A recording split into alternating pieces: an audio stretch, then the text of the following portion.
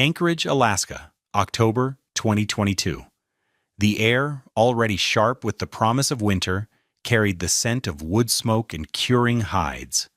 From the gravel road that serviced the handful of properties in this off-grid valley, Isaiah's cabin looked like a wounded beast.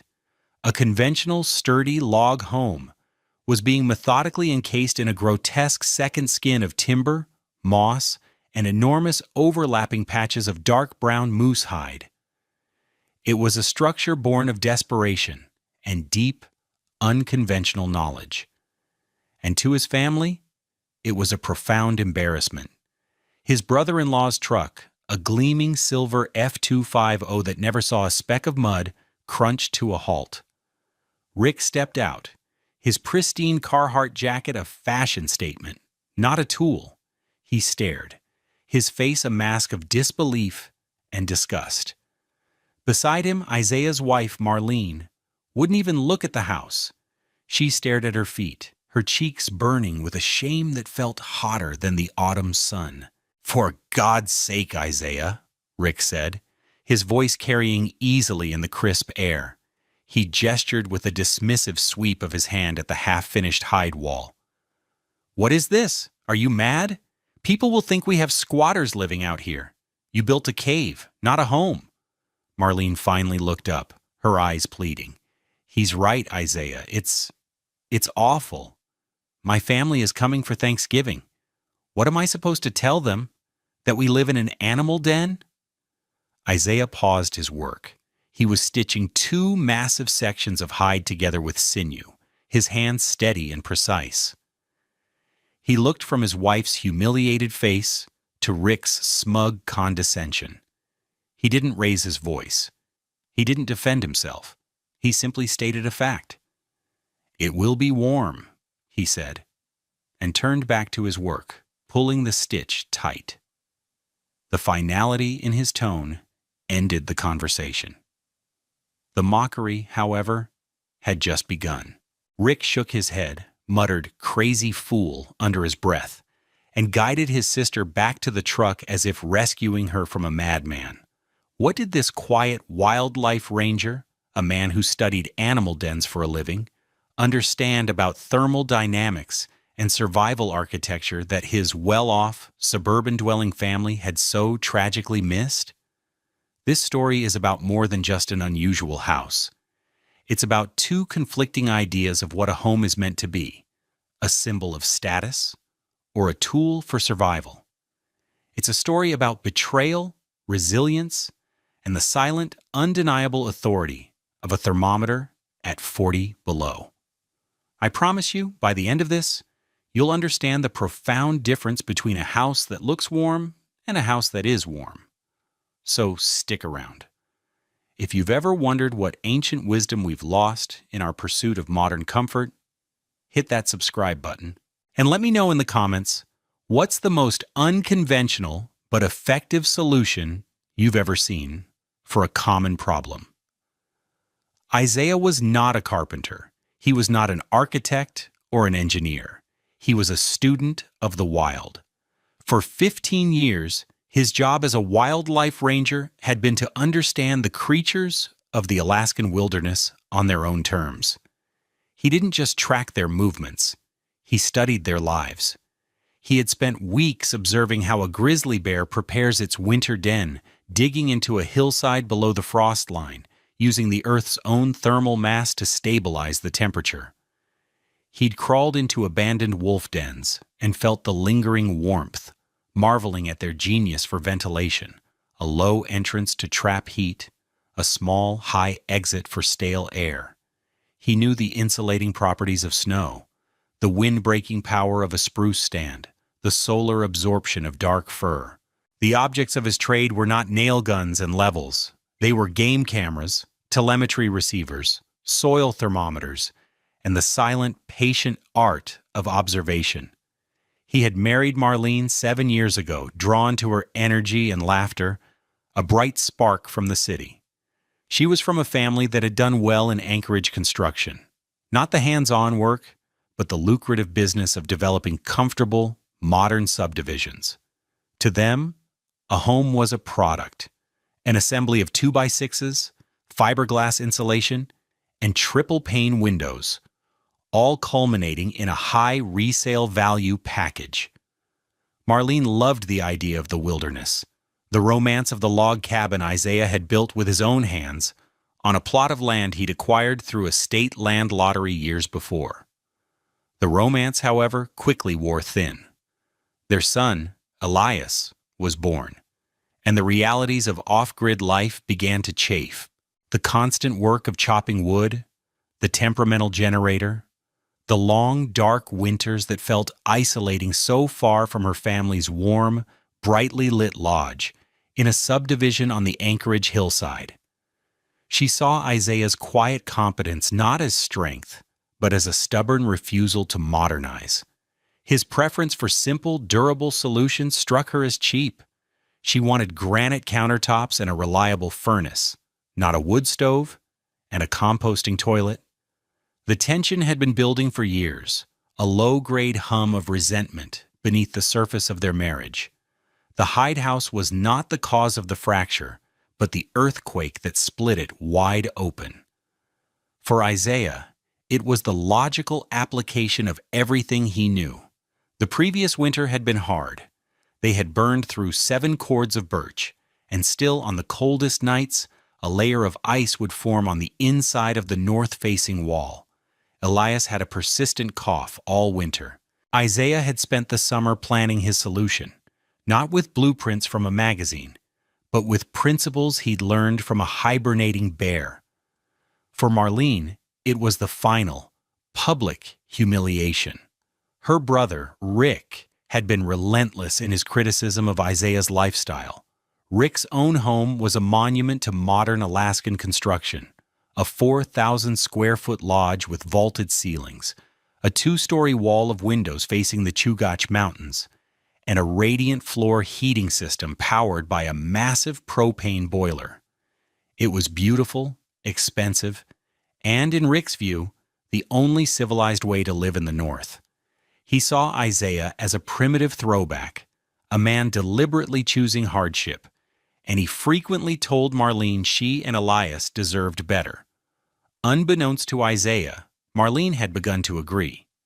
A few weeks before he started construction on the hide wall, she had driven into Anchorage to meet Rick for lunch. He'd slid a stack of documents across the table. It was a quitclaim deed. He had explained it was for her protection. Isaiah's living in a fantasy world, he'd said. If something happens, this land, this house, it's all tied up in his name. You and Elias could be left with nothing. He told her that with her signature, using the power of attorney Isaiah had given her years ago for emergencies, she could transfer the property title into Rick's name.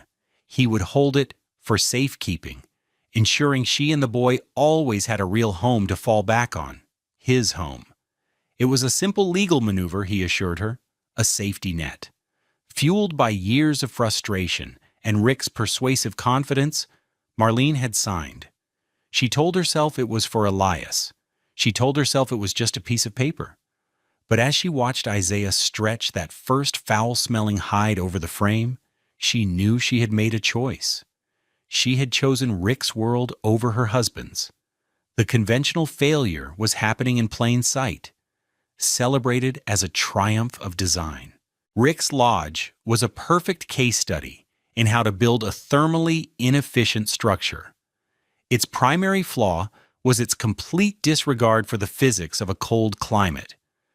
The 2-story wall of windows, his pride and joy, was a catastrophic energy liability. Even with expensive triple-pane glass, a window has an R value of around 3 or 4. A standard insulated wall is R21. That glass wall was, in thermal terms, a gaping hole. In the dead of winter, it would bleed thousands of BTUs of heat per hour. The heat, generated by his monstrously large propane boiler, would rise into the 25-foot vaulted ceilings, leaving the ground floor perpetually cool and drafty, while the furnace worked constantly to compensate. The architectural style, all sharp angles and dramatic cantilevers, was riddled with thermal bridges, places where insulation was discontinuous, allowing heat to conduct directly through the structure to the outside. Every exposed beam, every corner where walls met, was a miniature highway for heat to escape. The house was designed for visual appeal, not thermal performance. It was built to impress guests, not to withstand a polar vortex. Its greatest vulnerability was its complexity and dependence on external systems. The radiant floor heating, the forced air furnace, the electric pumps, all of it relied on a constant, uninterrupted supply of propane and electricity. The 500-gallon propane tank, which seemed enormous, was barely enough to last 6 weeks in the coldest part of winter. The lodge wasn't a shelter, it was a life support system, and its umbilical cords to the grid and the fuel truck were fragile. To Isaiah, Rick's house was the opposite of resilient. It was a beautiful, fragile egg, completely unaware of the coming hammer. Isaiah's innovation began not with a dramatic flourish, but with the quiet, methodical work of setting posts. He dug holes 3 feet out from the foundation of his log cabin, sinking treated posts every 4 feet. Between these, he built a secondary exterior wall frame, creating an 18-inch cavity between the new frame and the existing log walls. This was the core of his design. The community of off-gridders in the valley watched with bemused curiosity. Jedediah, his nearest neighbor, a retired fisherman who'd seen it all, leaned on his fence one afternoon. "Gonna build a whole second house around the first one, Isaiah?" he asked, a grin crinkling the corners of his eyes. "Just a thick coat," Isaiah replied, without looking up from his work. The mockery began in earnest when the insulation started going in. Isaiah didn't buy pink fiberglass bats or spray foam. He spent weeks harvesting materials from his own land, a right granted by his permit. He gathered bag after bag of sphagnum moss from a boggy area, laying it out on tarps to dry in the sun. He scythed tall grasses from the meadow, letting them cure until they were brittle and light. He mixed this with shredded birch bark and wood shavings from his woodpile. Into the 18-inch cavity between the 2 walls, he packed this blend of natural insulation, tamping it down until it was dense and firm. Rick and Marlene drove out one weekend during this phase. Rick kicked at a pile of dried moss. "You're packing your walls with fire starter and mouse nests," he declared. "This is insane. The whole thing will be a rotten, mold-infested mess by spring. There's a reason people use vapor barriers and fiberglass, you know. It's called building science." "Animals have been using this science for 1,000,000 years, Isaiah said calmly, stuffing a fresh armload of grass into the wall cavity. The final step was the most visually shocking: the hide. Isaiah was a licensed hunter, and for years he had saved the largest, best quality hides from moose and caribou he had taken for meat. He had tanned them himself using traditional methods, a long, laborious process that resulted in thick, pliable, waterproof leather. Now he began stretching these massive hides over the outer frame, overlapping them like giant shingles and stitching them together with heavy-gauge artificial sinew. The dark, textured surface absorbed the weak autumn sunlight, and even from a distance you could feel a faint warmth radiating from it. He sealed the seams with a mixture of rendered bear fat and pine pitch, a sticky, aromatic waterproofing compound that was ugly but effective. Marlene was mortified. "It smells, Isaiah," she pleaded. "It looks pagan." "The smell will fade," he said. "What's left will be warmth." He was creating a multi-layered system that mimicked the natural world. The log cabin was the inner sanctum. The 18-inch cavity packed with moss and grass was the thick layer of fat and fur. The outer hide was the tough, waterproof, windproof skin. He wasn't building a cave. He was building an ark designed to float on a sea of cold. The physics behind Isaiah's creation were both simple and profound. He had intuitively grasped 4 key principles of thermodynamics that Rick's expensive, professionally built lodge ignored. The first was the sheer power of bulk insulation. The R value of loose-fill dried grass and moss is low, perhaps R 2.5 per inch. Modern fiberglass is R 3.7. Rick would have scoffed at that number, but Isaiah wasn't using 3.5 inches of insulation like in a standard wall. He was using 18 inches. The total R value of his wall system wasn't R21. It was closer to R45, more than double a conventional home, and he'd achieved it for the cost of his own labor. This massive thermal break simply slowed the transfer of heat by conduction to a crawl. The heat from his small wood stove would stay inside for hours, even days, before it could leak through that much material. The second principle was eliminating wind convection. Wind is a heat thief. It strips warmth from a building's surface through convection. A 20-mile-per-hour wind at 0 degrees Fahrenheit has the same cooling effect as minus 22 degrees Fahrenheit still air. Rick's lodge, with its conventional siding, had thousands of tiny cracks and seams that allowed wind to penetrate, creating drafts and chilling the structure. Isaiah's hide wall was, for all practical purposes, a single, monolithic surface. The overlapping pitched-sealed hides were virtually impervious to wind. The brutal Alaskan gales would hit the hide and flow over it, unable to rob the building of its precious warmth. He had created a dead-air space, the holy grail of insulation. Third was thermal mass. The original log walls of his cabin, now protected deep inside the new envelope, acted as a heat sink. They would absorb the warmth from the wood stove all day long. When the fire died down at night, the logs would slowly radiate that stored heat back into the living space, stabilizing the indoor temperature. Rick's house, with its drywall and empty air-filled spaces, had very little thermal mass.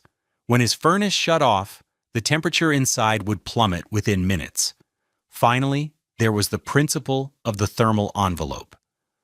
Isaiah had wrapped his entire living space in an unbroken blanket of insulation. There were no thermal bridges. The windows and door of the original log cabin were now deeply recessed within the new wall, protected from the wind, their heat loss dramatically reduced. He had created a structure that was fundamentally in harmony with its environment, not at war with it. It didn't fight the cold with brute force and massive energy consumption. It placidly shrugged it off. It was a fortress of warmth, and its testing time was coming. Winter arrived not as a gentle dusting of snow, but as an invading army. In late November, a Siberian weather system, a true polar vortex, descended upon Alaska.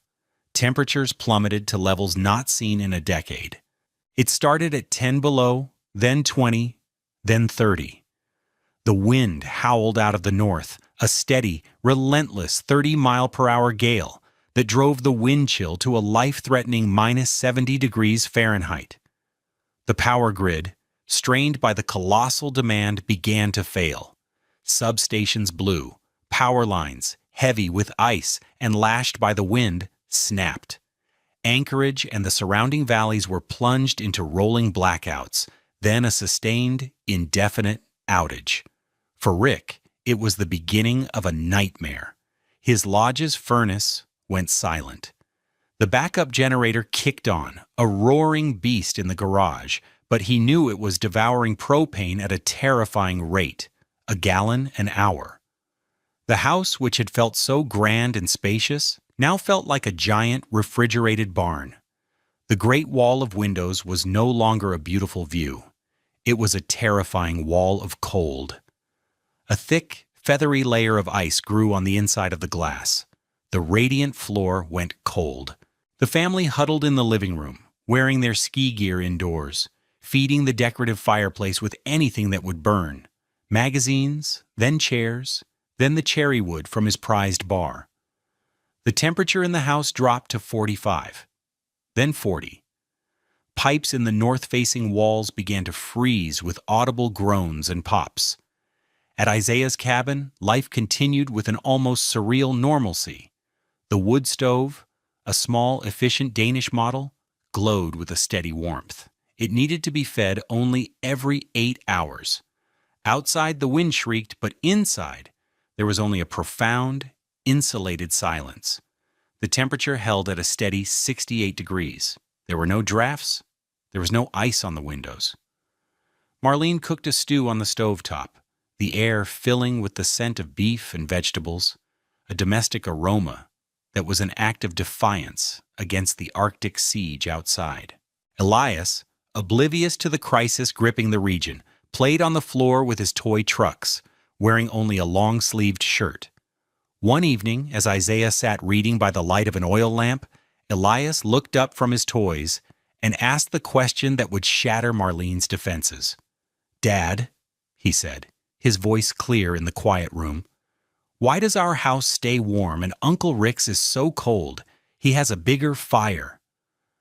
Isaiah looked at Marlene. Her face was pale. The simple, honest question from her son had stripped away all her justifications, all her embarrassment. It laid bare the essential truth. In this place, at this time, all that mattered was the simple fact of warmth. Her brother's grand vision of success was freezing, while her husband's primitive shelter was a sanctuary of life. The thermometer on the wall was the only judge that mattered, and its verdict was absolute. The call came on the third day of the outage. It was Rick, his voice strained and thin over a crackling cell connection. "The generator's out of fuel," he said without any preamble. "It's 34 degrees in here. The pipes are bursting. We're in trouble, Isaiah." There was a pause. Can you take Marlene and Elias? Just until they get the power back." It wasn't a request. It was a plea for rescue. "I'm on my way," Isaiah said. The drive was treacherous. The world outside was a maelstrom of white. When he arrived, the lodge looked like a ghost ship, dark and frozen. Marlene and Elias were huddled under a pile of blankets, their breath misting in the air. Rick's face was gray with exhaustion and defeat. There were no more taunts, no more condescension. He just helped Isaiah get his sister and nephew into the truck, his movements stiff with cold. "Thank you," he whispered, and the words seemed to cause him physical pain. Back at the cabin, the transition was jarring. From the frozen, silent misery of the lodge to the enveloping, quiet warmth of the hide house. Marlene began to weep, deep, shuddering sobs of relief, shame, and a dawning, terrifying understanding of the mistake she had made. She had bet on the wrong man, the wrong philosophy, the wrong definition of home. A week later, the storm broke, and the power was restored. The extent of the damage across the region was immense. Hundreds of homes had suffered frozen pipes, costing millions in repairs. Rick's lodge was a disaster zone. But as life began to return to a fragile normalcy, his arrogance returned with it. He drove out to the cabin, his tone no longer desperate, but authoritative. "All right, this foolishness is over," he announced to Isaiah. "The emergency's passed. I want that disgusting hide off my property. You can start tearing it down this weekend." Isaiah looked at him, then at Marlene, who stood silently by the door. "Your property?" he asked quietly. "Yes, my property," Rick snapped, pulling a folded document from his jacket. "Marlene signed it over. It's all legal. I own this land. And I'm not having a hobo shack sitting on it." Isaiah nodded slowly. He went to a small wooden chest where he kept his important papers and retrieved a file. He didn't shout. He didn't argue. He simply laid out his own documents on the kitchen table. The first was a copy of the quitclaim deed Rick was brandishing. The second was a printout from the municipal website declaring a state of emergency for their district during the polar vortex. The third was a copy of his credentials as a licensed and certified wilderness survival instructor and guide. The last was a single sheet of paper with a highlighted section of the Alaska Municipal Code. "This is Alaska Statute 29.35.190, Isaiah said, his voice level. Emergency shelter provisions. It states that during a declared state of emergency, any private structure deemed a viable shelter by a certified guide and used as such supersedes any and all non-primary resident ownership claims for the duration of the emergency and for 90 days following. Your signature, he said, looking at Marlene. His eyes filled not with anger but with a deep, weary sadness, is on this deed. But your physical presence here, seeking refuge under the Emergency Act, legally voids your claim of transfer under duress. This house, by law, functioned as an emergency shelter, and I was its certified operator. He tapped the paper. You don't own this land, Rick. Your attempt to take it failed. You have 30 days to file a legal challenge, which you will lose, or you can leave now. Rick stared at the papers, his face draining of color. He looked at Marlene, expecting her to protest, to defend him. But she just shook her head, tears streaming down her face. She had been played for a fool by her brother, and saved by the husband she had betrayed. Rick, speechless for the first time in his life, turned and walked out. The door closed, leaving behind a profound silence. It was in that silence that Isaiah looked at the home he had built, a structure born of mockery and necessity. The narrator's voice could have crystallized the moment. You didn't build a cave, he might have said. You built a lifeboat. The story of the hide house spread through the valley like wildfire. In the aftermath of the Great Freeze, people started looking at their own homes differently. They had seen how quickly their modern comforts could fail them. They had heard about Isaiah's cabin, the place that stayed warm when the whole world went cold. Jedediah was the first to come by, hat in hand. Isaiah, he said, I laughed at what you were building. I was wrong. Can you show me how you did it? Soon, others followed. Families from down the road, people from other valleys, even a few chastened homeowners from the Anchorage suburbs who had faced catastrophic repair bills. They came not to mock, but to learn. Isaiah, a man of few words, taught them with his hands. He didn't lecture, he demonstrated. He showed them how to build the secondary frame, how to harvest and dry the moss, how to stitch the hides. He explained the principles of the thermal envelope, of wind breaking, of mass. He gave his knowledge away freely, just as the wilderness had given it to him. By the following autumn, variations of his design began to appear all over the region. Some used milled lumber and commercial tarps instead of hides. Others used reclaimed foam insulation in the wall cavity. But the principle was the same. A super-insulated, airtight outer shell that protected the inner home. They were dubbed Isaiah houses by the locals. His quiet, ridiculed project had become a regional architectural movement, a grassroots response to a shared vulnerability. Marlene stayed. The betrayal had carved a deep wound in their marriage, one that would take years to heal. But in the ruins of her old beliefs, something new began to grow, a profound respect for the quiet, deep wisdom of her husband. She saw him not as a stubborn primitive, but as a man whose connection to the real world ran deeper than anyone she knew. Elias, now 8 years old, became his father's shadow. He helped mix the pine pitch and carry the dried moss.